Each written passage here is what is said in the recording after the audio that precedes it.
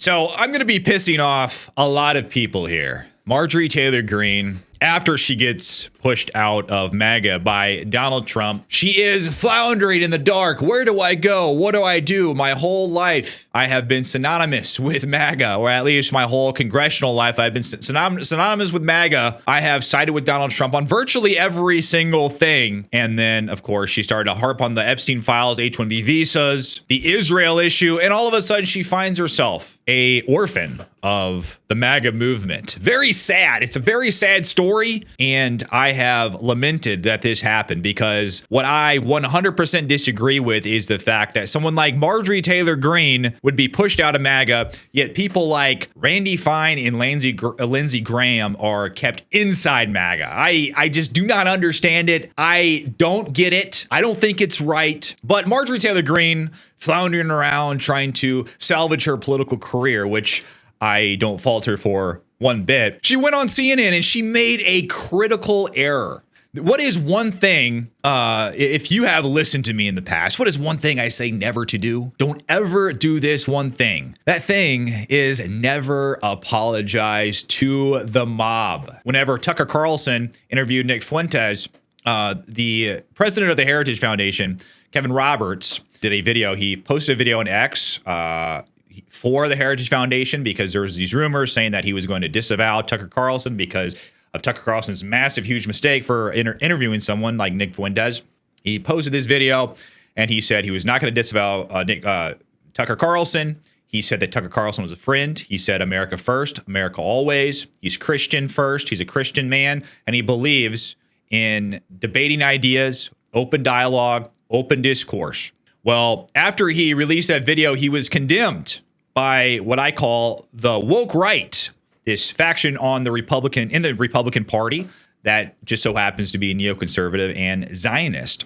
He was condemned heavily. He was put through a struggle session, and it got to be so much pressure that Kevin Roberts, this Christian conservative man, finally bowed down to the mob, and he apologized for what? Nothing whatsoever. If you listen to that video, there's nothing wrong with what he said. It was 100% a conservative message that he put forth, yet he apologized to the woke mob. And then the very organization that caused him to apologize after this whole debacle cut ties with the Heritage Foundation, because that is what a woke mob does. They never have enough. So my one thing I will never defend someone over is apologizing. Never apologize to the woke mob. And that, I am extremely sad to say, is what Marjorie Taylor Greene just did on her interview with Dana Bash on CNN. Yes, it is sad to see, Marjorie. I stuck up for you. I lost subscribers for you. I got roasted in the comments over you. And I don't take back anything I said about Marjorie. If you want me to, I'm sorry, I'm not going to. I stick by what I said.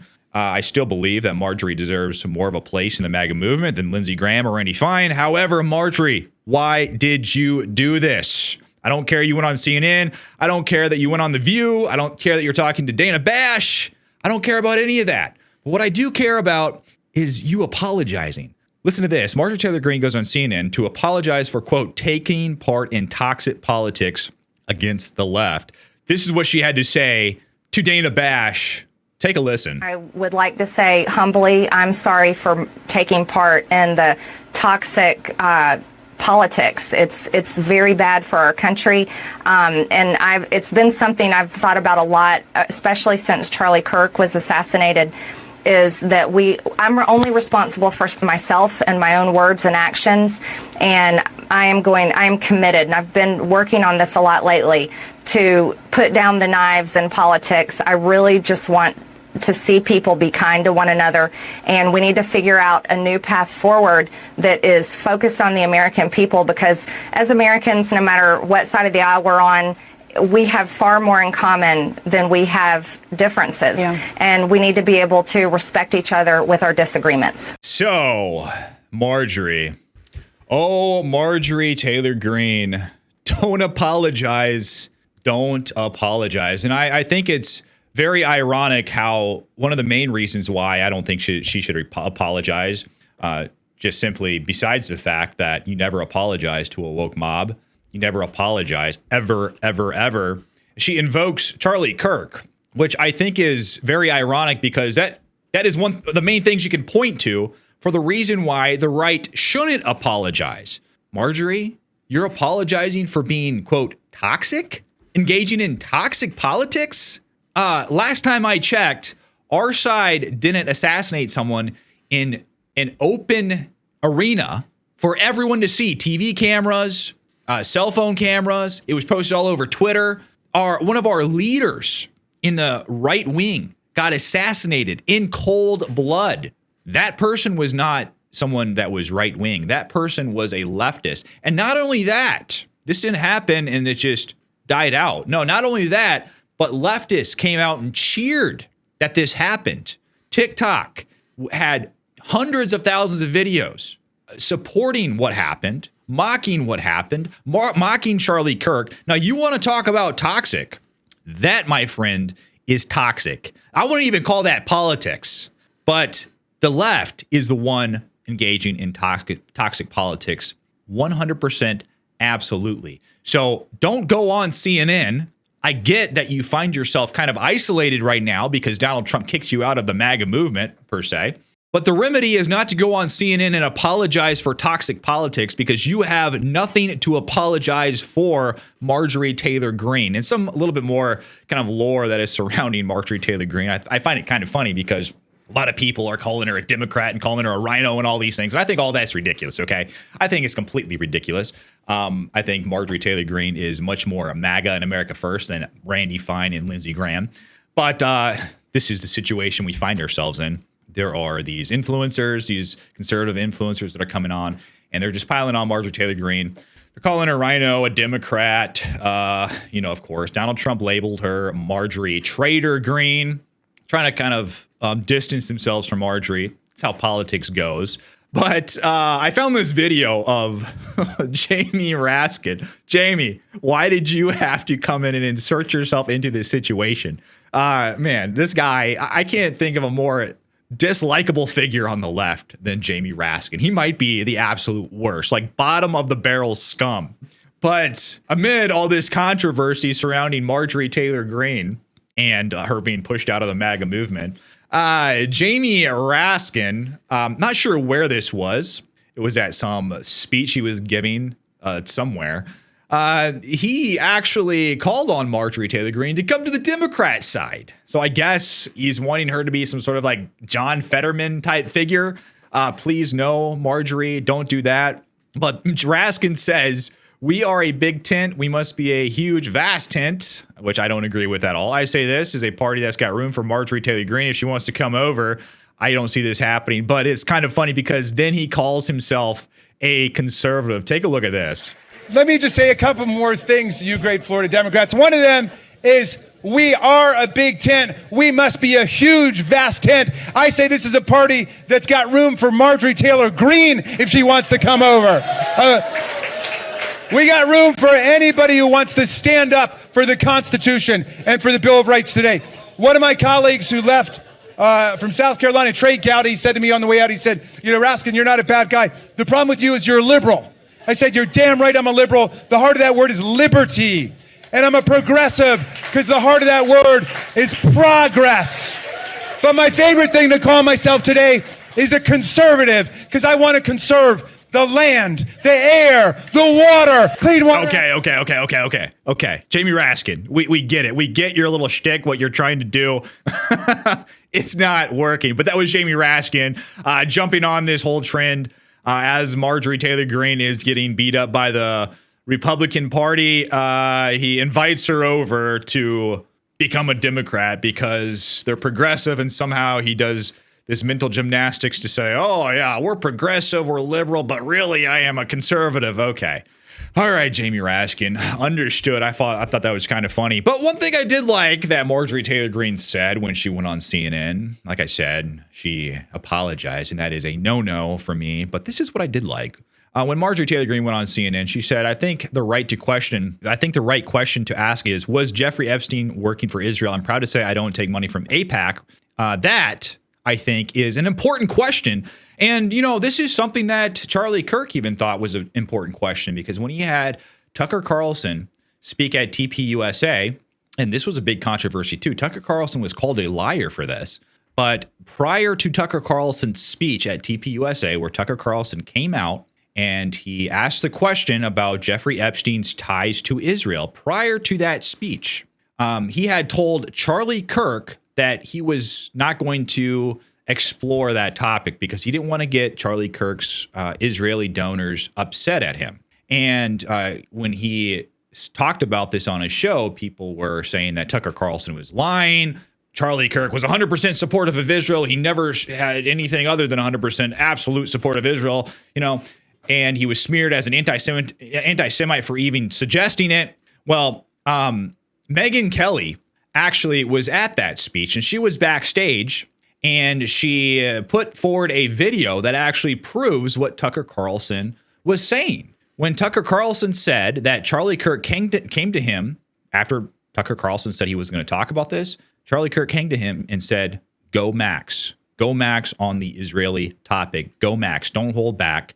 And like I said, I think that's a very important thing to question. It's a very important question to ask. And so does Marjorie Taylor Greene. And this is one part that I agree with Marjorie Taylor Greene on. Take a listen. Ask you about something you posted just yesterday on X.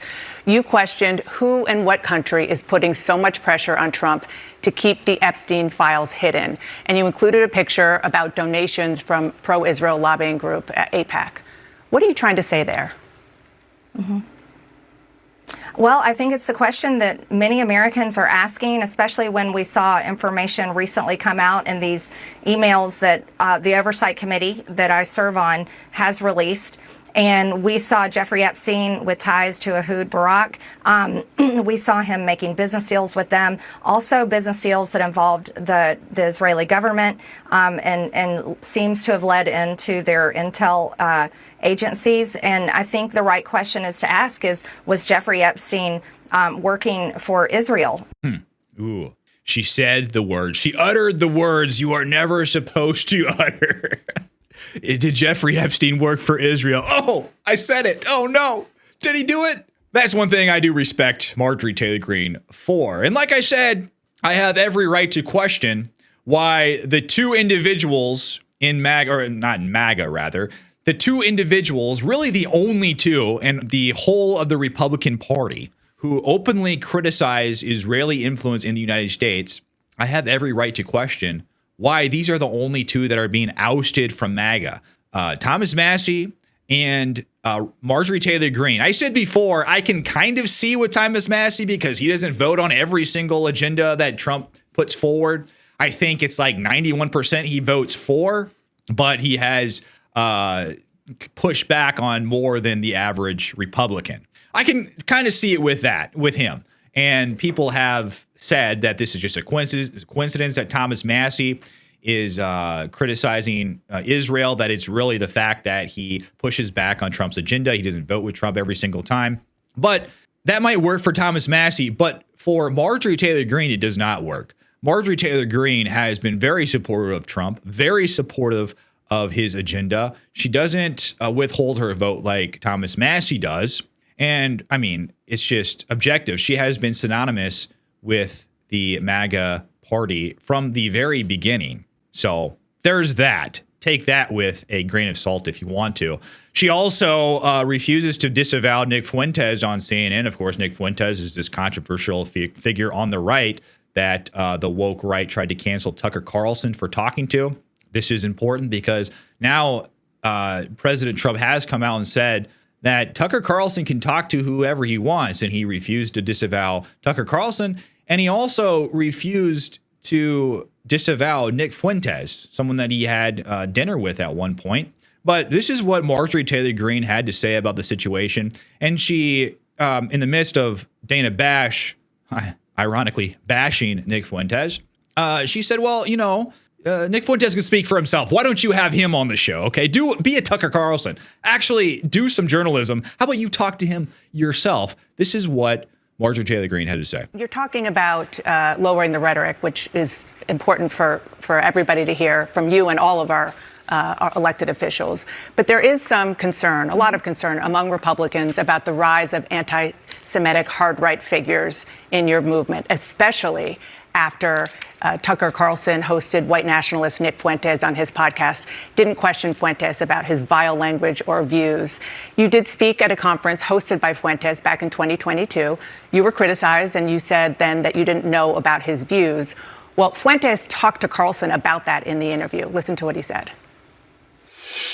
Well, again, with Marjorie, I was a friend of hers, and she spoke at my conference, and then the day after, she pretended like she didn't know me. She pretended like she didn't know me and lied and said I had no idea the conference I was speaking at. She knew exactly what it was. What do you say to that? Well, first of all, I defend every single person's free speech rights. I think that's incredibly important. So I don't apologize for that, and I don't believe in canceling people. And I think it's important for people like Tucker Carlson and yourself to interview everyone. I don't believe in trying to cancel someone by refusing to interview them and question them.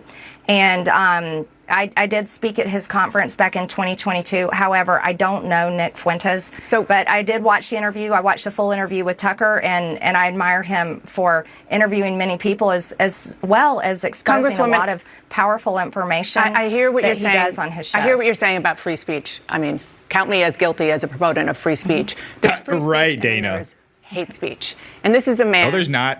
Invited on a really prominent conservative show who said, even during that interview, he had a problem with, quote, organized Jewry, and he wasn't challenged on it. In the past, he has denied the Holocaust, called Adolf Hitler effing cool, talked about the fact that he thought Jim Crow was just fine, and on and on. So again, there's free speech, and then there's just hateful language and sentiments. Well, Dana, again, I told you on this interview that I'm committed to ending the toxic politics, and I think I don't want to have anything to do with it. You should have Nick Fuentes on your show, and you could ask him questions about that. I myself am. So, Marjorie, you have to harp on that whole toxic politics thing. Marjorie, you can't apologize. You can't stoop down. I get it. You feel isolated from this coalition, but you've got to own it, Marjorie. This is not the way. You've got to own it. You got to say it with your chest. What you stand for, what you do, that should be what you stand for and what you do. You cannot ever apologize to this faction, this leftist faction who is so toxic that anything that you might have done or said or even implied ever can never come close to what they do and to what they overlook. Do you think they called out these people celebrating Charlie Kirk's assassination? Do you think they apologized for their toxic politics? Absolutely not. You cannot back down. I applaud you for saying that you are for free speech and all of that. I applaud you for saying that Tucker has a right to interview Nick Fuentes. I applaud you for all of that. But do not cower to the left, Marjorie Taylor Greene. I get it. I know it must be hard. I stuck up for you. But that's not the way to do things, Marjorie Greene. But what do you think? Let me know what you think about this down below in the comments. Like and subscribe to my channel. I'd really appreciate it. But until then, I will see you on the next one.